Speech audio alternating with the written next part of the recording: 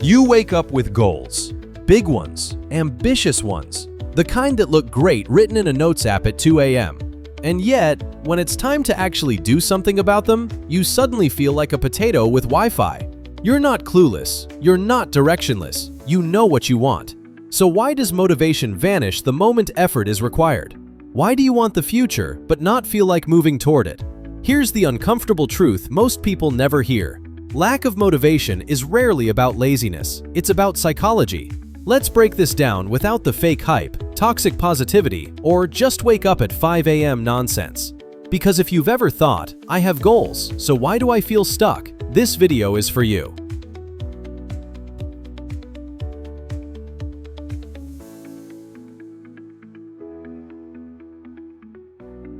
First, let's clear something up.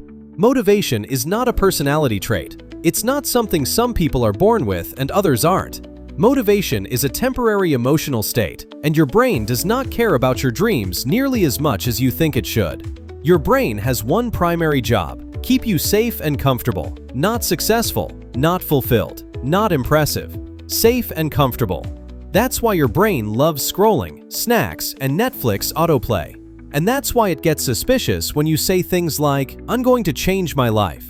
From a psychological perspective, your goals represent uncertainty, and uncertainty feels like danger. So when you sit down to work on something important, your brain goes, effort, risk, possible failure, delayed reward, hard pass. Let's do something familiar instead. That's not laziness, that's loss aversion, a well-documented psychological bias where the brain avoids potential loss more strongly than it pursues potential gain. In other words, your brain would rather protect your current comfort than chase your future success. Now let's talk about another reason motivation disappears: emotional exhaustion. Most people assume burnout only comes from doing too much. But research shows burnout often comes from caring deeply without seeing progress.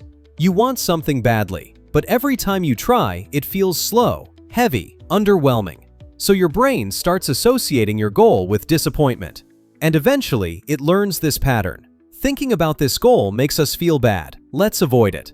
So you procrastinate, not because you don't care, but because you care so much that your nervous system would rather shut down than face another reminder of not being there yet. Now here's where things get slightly uncomfortable, but important. Sometimes, the reason you have goals but no motivation is because those goals aren't actually yours. Psychologists call this introjected motivation.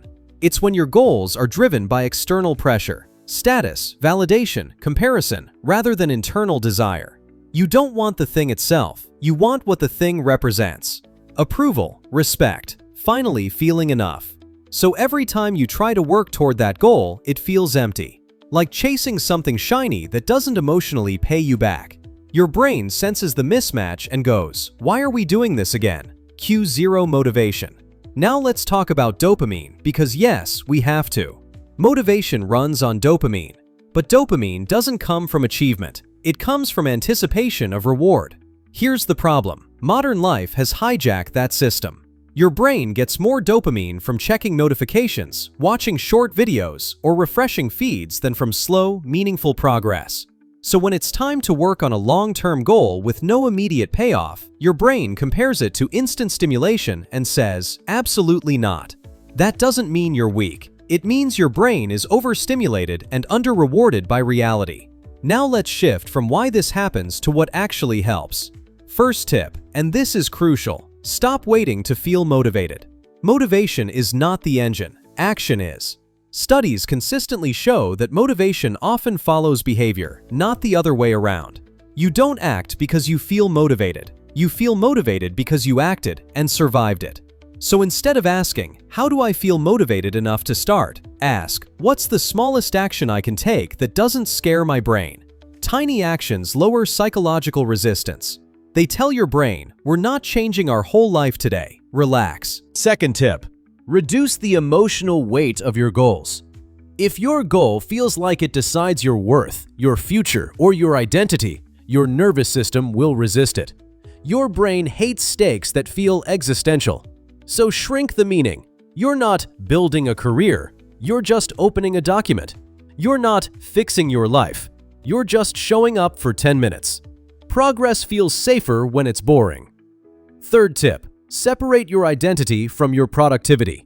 A lot of people lose motivation because every failure feels like proof they're broken. Psychologically, this creates learned helplessness, the belief that effort doesn't change outcomes.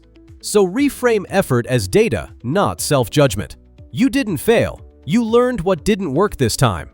That shift alone reduces avoidance dramatically. Fourth tip, work with your energy, not against it. Motivation is deeply tied to physical and emotional regulation.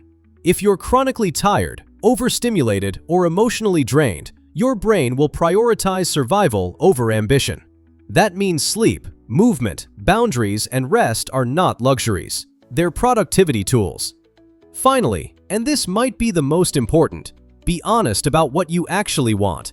Not what sounds impressive, not what would look good online, what genuinely feels meaningful to you.